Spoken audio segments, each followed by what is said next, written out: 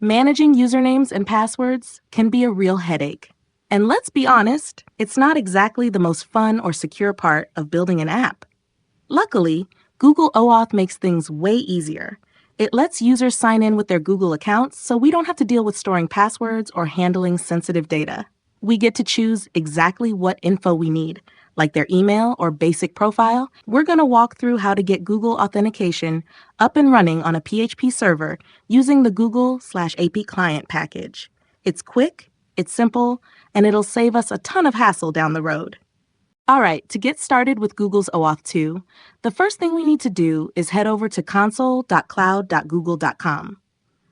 Once we're there, we begin by selecting a project. If you already have one selected, you're all set. If not, we'll need to pick one. So up at the top, I'm clicking where it says Select a Project. Since I don't have any projects yet, I'm going to create a new one. I'll name mine Auth Project, but feel free to call yours whatever you like. Now that the project's created, we can go ahead and select it.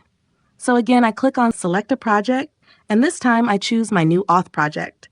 Now that we've selected our project, let's open the menu on the left. Under APIs and Services, we're going to click on OAuth Consent Screen.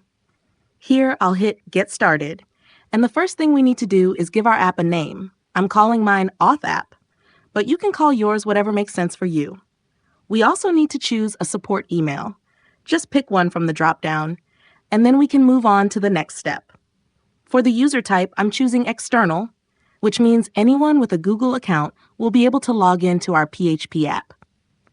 After that, we'll need to enter our email address again and agree to the terms by checking the box.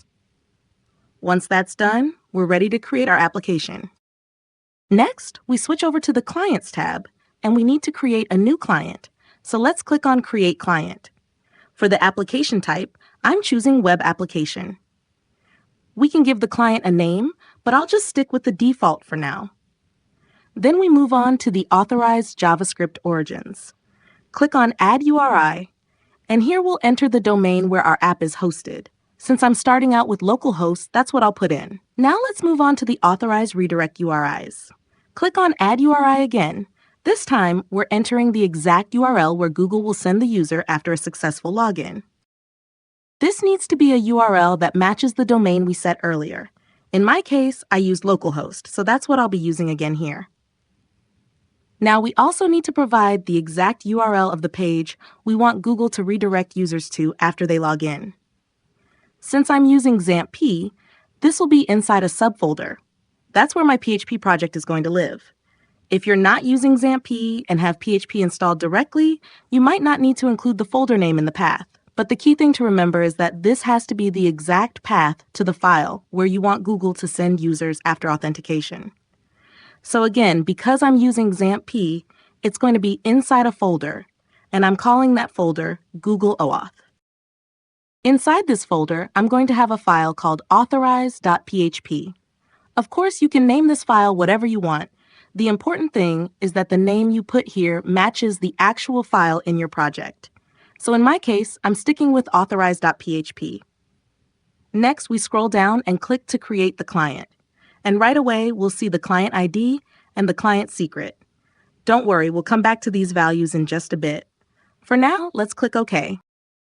Now we need to switch over to the Data Access tab. This is where we tell Google what kind of information our app is going to request from the user. Let's click on Add or Remove Scopes, and here I'm selecting Email, Profile, and OpenID. You're free to pick other scopes if your app needs them, but these three are perfect for most common use cases. Once we've selected those, let's scroll down and hit Update. Then scroll down one more time and save everything. All right, let's switch over to Visual Studio Code. As you can see, I've already got it open in a folder called Google-OAuth, which is inside my htdocs folder, under the XAMPP directory.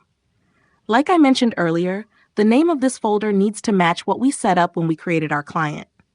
If we hop back to the Clients tab and open up our client, we'll see that the Authorized Redirect URI is pointing to the Google OAuth folder.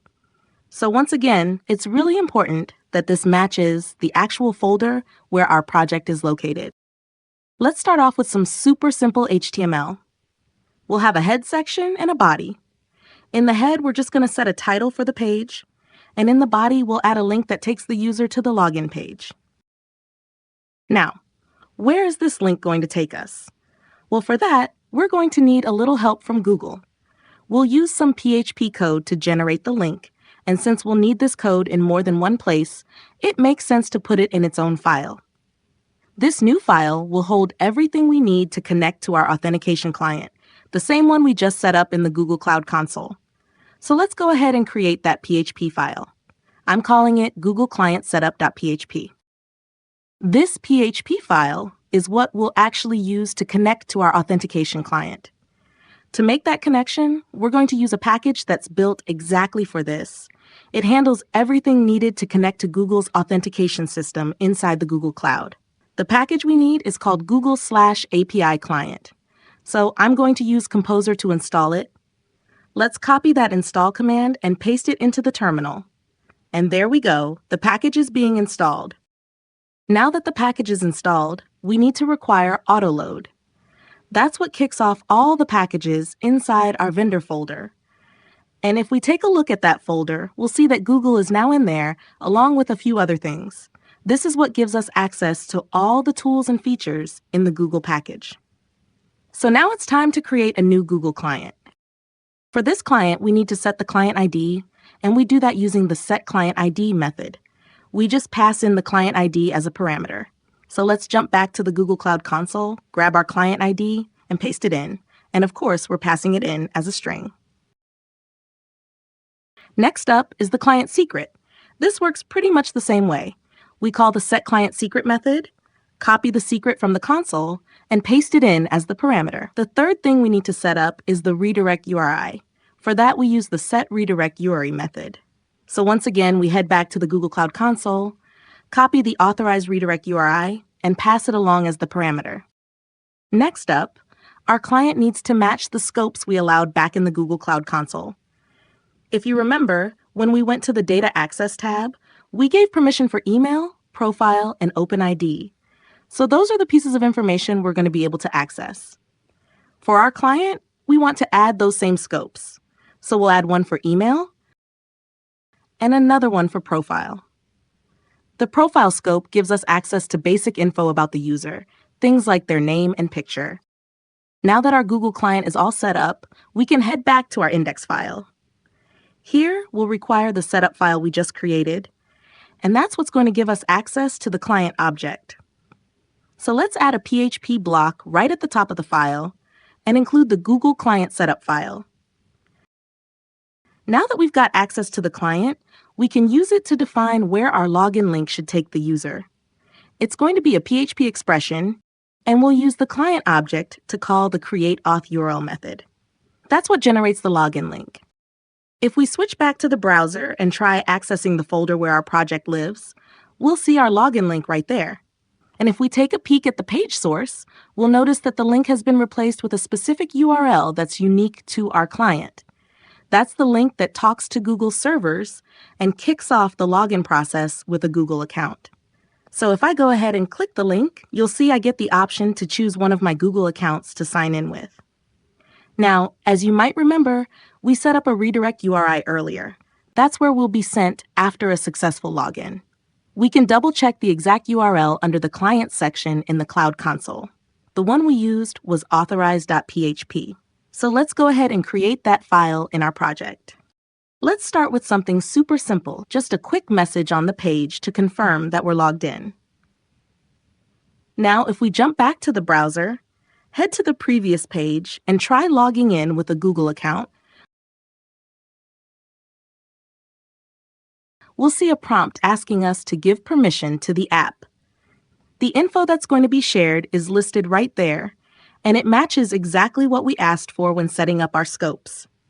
So I'm going to go ahead and approve access by clicking Continue. And just like that, we're redirected to our Authorized page, and we can see the message we set up earlier. If you take a closer look at the URL we were redirected to, you'll see that it's indeed authorized.php, but it also comes with some extra info. There are a few query parameters attached to the URL, and one of them is the code parameter. You'll notice it has a long string of characters as its value. Now, of course, we can access that value.